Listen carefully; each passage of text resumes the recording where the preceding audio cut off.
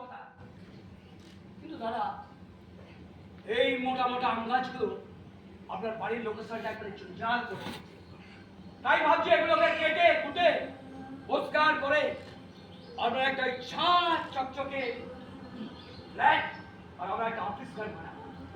আরে আপনি আমার সুখে দুঃখে থাকবেন, আমি আপনার সুখে দুঃখে থাকবো, এ তো সহজ সরল ব্যাপার, একদম সিম্পল ওয়ান। আচ্ছা, আপনার নামটা যেন কি বললেন?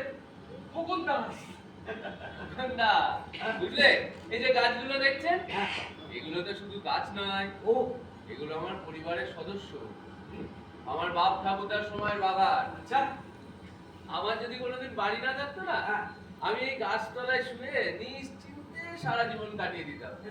আর এই যে গাছে কত ডাল আছে আমি জানি, হ্যাঁ, আচ্ছা, ওই পাতাগুলো নিঃশ্বাস আমি চিনি। হ্যাঁ প্রতি বছর যখন গাছ ভর্তি আম আসে, হ্যাঁ, মনে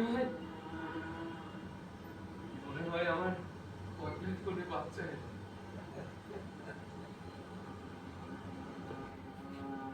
এগুলো আমার বাপ ঠাকুরদার সময়ের স্মৃতি, আমি দেব না, বুঝলেন?